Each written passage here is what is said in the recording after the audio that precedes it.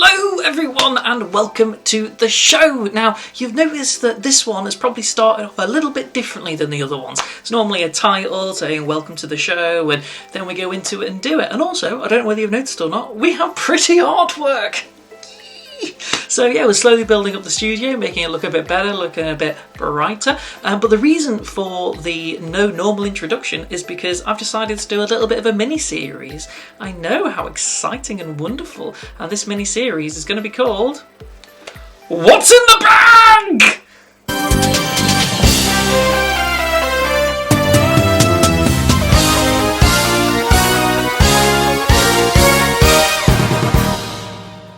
I hope you enjoyed that little cheesy introduction there. So what we're going to do is, I know that some people are interested in what you might carry to a gig or what you might turn up to with a gig. So I thought we'd do this little mini-series just to show what I, as a performer, turn up to when I have a gig. Obviously, I'd normally be wearing a suit as well, rather than just the waistcoat. But yeah, so we're going to have a look at some bags over this series. I know it doesn't sound very exciting, but it will be, I promise you. And the first bag we're going to be looking at is, of course, the close-up bag. Now, the close-up bag is the bag that I would take to my gigs when I have just a little close-up gig, whether it's a residency, whether it's a wedding, or you know, anything like that, corporate event where I'm going around tables doing close-up magic and things like that. So yeah, let's have a little look. Let's have a deep dive into the close-up bag. So this is my close-up bag. This is what I use when I go to gigs. Now it's an Armani bag. I think it's probably fake because I definitely shouldn't own Armani. It would be dangerous. And also it's been used and abused a fair bit. But still, it looks like an Armani bag, which means that number one, it looks slightly posh. Not that anyone's gonna pay any attention to your bag, but still it looks slightly posh, and that's a good thing. That's a really nice thing, and it's kept up, it's kept looking as nice as possible, because the people that hire, they're only going to see the outside of the bag, you know, so the inside can look as bad as it wants to. What do we have inside the bag? You'll notice there is a lovely extra zipper compartment here for any extra bits and pieces that you might require. We also have a flap here. And in here is where I would keep my manicure kit, because it's very important as a performer that uses their hands to make sure that they're looking as good as possible. I decided that I'm going to just do a little bit of niceness with them for the time being, because I'm bored and in lockdown still. So yeah, I think it looks nice, you know. And also inside here we have another little compartment which is just here, and another little compartment which is just here. Now these compartments I use for different things, so let's get into the different things that I use those particular compartments for now. So the compartment on my right, just here, this one I would use for sponge balls. Now as a performer I have a love-hate relationship with the evil that is the sponge ball. It's a wonderful trick, can't deny that, bloody good. But it's just something about it which I hate, and I can't put my finger on it, but there's just something about it where I'm like, oh, for goodness sake, I hate sponge balls. But still, I normally keep them here in my bag. They're currently in my little magic drawer, but my reasoning for keeping them there in my bag when I go out and perform normally is because when I turn up at a wedding or turn up at a restaurant residency, there is a high chance that there will be small children there, and sometimes small children just don't get card tricks, or they go a little bit over their head. Generally, kids are normally fine with card tricks. They're normally spot on with them. But if they're lower than 5 in age, then it's probably not going to work. But anything over than that, you know, any magician that tells you, oh no, they're not interested in card tricks, try doing a card trick to a 6-year-old, they'll love it. But under that, can be a bit tricky. So I keep sponge balls in there so that I can do sponge ball tricks with them, such as this one. So we've got two balls, okay? The first one goes in this hand here, I'll take the second one, this one in here like this, and then we do this, pop, and it vanishes from here and it appears over there. Now the second compartment which is this one here. They're right next to each other. That pocket there is the best pocket that I've ever had. And my reasoning for this is very, very clear. And that is, it's where I keep my cold medicine. I know it sounds really weird and really bizarre, but when you turn up to a gig and you've got a sore throat, because it does happen, then I can just, in here, I have some gum to keep me smelling fresh. I also have some cough sweets that I keep to help me with that kind of thing. And also I've kept Lemsip in here as well before. And it's also the pocket where if I'm turning up to a gig wearing my skivvies, as it were, because I can get changed at the venue, it's the pocket where I'll keep my cufflinks and my shirt stays to keep my collar looking straight and nice. So that's where all those live. That's kind of like the health and safety pocket. So everything that is really potentially important, because things can happen, they go in there. And I know where they are at all times, and I think that's a very important thing to do. Now we come to the big one. So my big pocket is here, and you'll see that it's full of weird and wonderful things. This one is full of Zimbabwe dollar bills, because I do a trick with Zimbabwe dollar bills. Probably not anymore, because no one will carry cash around with them anymore. But I do a trick by Fritz Alchemade, which uses Zimbabwe dollar bills. So these live in here. And we also have in here, we have my set list. Because sometimes when you're out there and you're performing, you forget how much stuff you actually know. So what I've done here, and this was an idea by my dad as well, I'm giving him all the credit for this.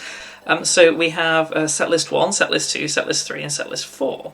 Now those, I don't know whether you probably can't see because of the glare on the camera there, but I've written them up in small writing, and then I've also written them up in big massive writing as well, so that I have them there always. So if ever someone says to me, oh, can you show me a trick, or if they've seen me before at a restaurant residency, then I can go, yeah, sure, just 1 second. I can pop to my bag really, really quickly, and I can just look in here and go, they've seen that, yeah, they will have seen set 1, they will have seen, yeah, and then go to the next one.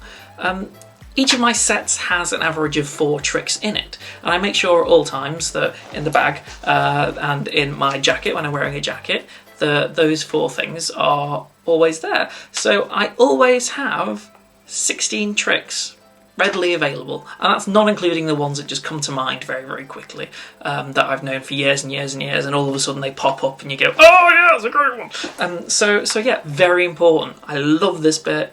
Thanks, Dad. You were amazing. You're brilliant with that idea. Well done, you. Also, as well, because sometimes you like to have a little bit of extra flash, we have flash paper. So I don't normally use flash paper. It's not something that I regularly use in a day-to-day close-up working environment, but I always have it on me. For those that don't know what flash paper is, here's an example of it now. Yeah, so it's pretty cool, right? And stuff. So that's what flash paper does. Now sometimes as well, because you do get people that have seen magicians before. I know, who'd have thought it. Apparently the average is that one person will see on average 2 magicians in their lifetime. However, obviously some of them see a lot more than that, because they go to magic shows and stuff like that. And I have genuinely had people go, can you do tricks with fire? Because I've seen someone else do something with flash paper, or flash string or something like that. And so I can go, yeah, sure, hang on, I can run, get some flash paper and do that. Although being fair, the flash paper does normally live in little packets inside my waistcoat pocket just there like that. So I've always got some just in case. So there we go, that's in the main pocket. Now this is the super secret pocket. This super secret pocket used to have a zip on it, but it's broken off. But this is where I keep my Kindle. It sounds a really stupid thing to say, but it's where I keep my Kindle, because sometimes when you turn up to that gig, you're early, right? Or something's gone wrong and you have to wait around for a little bit. So when you're waiting around for a little bit, what you want to do, you know, you can go on your phone and waste your battery if you don't have a power pack, which incidentally, I do normally keep a power pack in this bit here, where I will keep my, my nail files and things like that. But if you don't have a power pack, what are you going to do?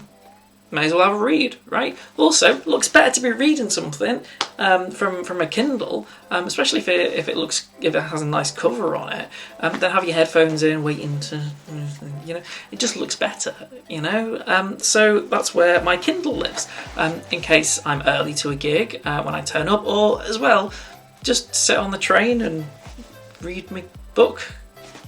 Really handy. So there we go. And then we have our second massive compartment. You can tell I've not looked in this since lockdown, but still, this is where I keep my cards. So whenever I need to go and get another deck of cards, I know that they're always in here.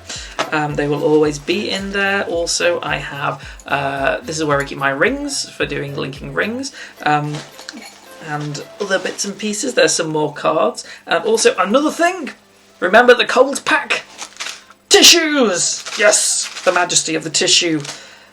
Always a handy thing to have every single time. Make sure that you have tissues with you when you're a performer, because doing this doesn't look good. Doing this doesn't look good. Have tissues. Make sure you use them. Sometimes you're lucky and the bar has serviettes, but if you're not, there we go. Tissues. Saved your life. Whack them in there. Also put in there a sewing kit. Sewing kit, really good, really important, especially if you go into a wedding. The bride could rip her dress on something, or the bridesmaid. The groom could need a needle for his flower. So yeah, you never know. Always be prepared. Always bring a sewing kit with you. Very, very good. Okay, and we also have a secret pocket in here. There we go. There's my secret pocket just in here, and this is where we have some more cufflinks that I've kept just in here, just so I don't mix them up, so I know that they're there. And also we have the deadly and wonderful Max Cold Strength Relief. Are we getting a theme here? Are we understanding the theme of make sure that you're available and that you have something available for you at all times in your bag? Because if you don't have it, you're gonna need it one day. It's better to have it than not need it, than need it and not have it, you know. And then we come back to our last little unzip one here. Now in here is strepsils. Definite theme, isn't there? This compartment is generally where I keep my invoices. So I know that when I turn up to the gig, if it's a residency work, or if, for instance, they haven't paid me in advance, where I've sent an email with an invoice, and that's where I keep my invoices. So I'll print one off, put it in there. I know where it is. It's there. I can go and grab it. So there we go. There's bag number one. This is the close-up bag, and it has saved my life on many, many, many occasions. So there we go. That's our first instance of what's in the bag. I hope you enjoyed it, and we will see you all next time with the virtual show bag. So I will see you next week. Bye!